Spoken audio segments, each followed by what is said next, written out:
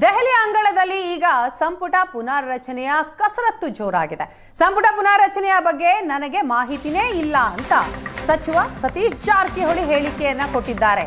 ದೆಹಲಿಯಲ್ಲೇ ಇರುವಂತಹ ಸತೀಶ್ ಜಾರಕಿಹೊಳಿ ಅವರು ಸಂಪುಟ ಪುನಾರಚನೆಯ ಬಗ್ಗೆ ನನಗೆ ಗೊತ್ತೇ ಇಲ್ಲ ಅಂತ ಹೇಳಿದ್ದಾರೆ.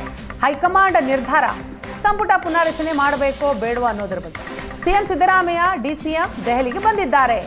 ದೆಹಲಿಯಲ್ಲಿ ಸಚಿವ ಸತೀಶ್ ಜಾರಕಿಹೊಳಿ ಅವರು ಕೊಟ್ಟಂತಹ ಹೇಳಿಕೆ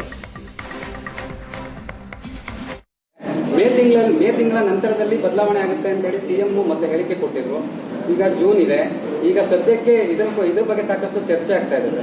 ಇಲ್ಲ, ಮೊದಲು ಹೇಳಿ ಪದೇ ಹೇಳಿದೀವಿ. ಮಂತ್ರಿ ಮಂಡಲ ವಿಸ್ತರಣೆ ಮಾಡೋದು ಅಧಿಕಾರ ಇರೋದು ಸಿಎಂ ಅವ್ರಿಗೆ, ರಾಜ್ಯಾಧ್ಯಕ್ಷಗೆ, ಹೈಕಮಾಂಡ್ಗೆ.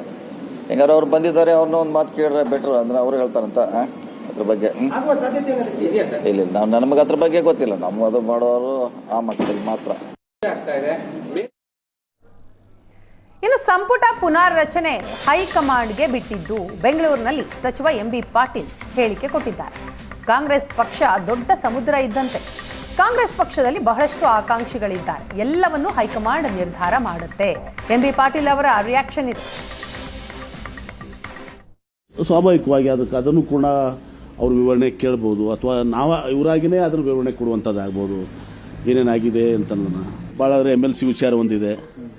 ಅದನ್ನು ಬಿಟ್ಟರೆ ಇನ್ನು ಉಳಿದ ವಿಚಾರಗಳು ಸಂಪುಟ ಪುನರ್ರಚನೆ ರಚನೆ ಅದೆಲ್ಲವೂ ಕೂಡ ಹೈಕಮಾಂಡ್ ವಿವೇಚನೆಗೆ ಬಿಟ್ಟಿದ್ದು, ಮುಖ್ಯಮಂತ್ರಿಗಳ ವಿವೇಚನೆ ಬಿಟ್ಟಿರುವಂಥದ್ದು.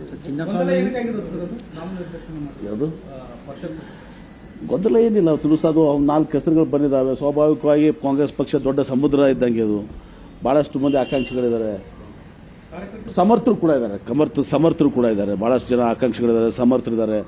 ಹೀಗಾಗಿ ಸ್ವಾಭಾವಿಕವಾಗಿ ಅಲ್ಲಿ ಪೈಪೋಟಿ ಬರ್ತದೆ. ಸಿಎಂಗೆ ಡೈರೆಕ್ಷನ್ ಕೊಟ್ಟು ಹೋಲ್ಡ್ ಮಾಡಿಸಿರುವ AICC ನಾಯಕರು ಅಂತ ಚರ್ಚೆ. ನೋಡಿ, ಯಾವಾಗಲೂ ಗೊಂದಲ ಸೃಷ್ಟಿಯಾದಾಗ ಹೋಲ್ಡ್ ಮಾಡಿಸಿರಲ್ಲ, ಸ್ವಲ್ಪ ಚರ್ಚೆ ಮಾಡಿ ಮಾಡೋಣ.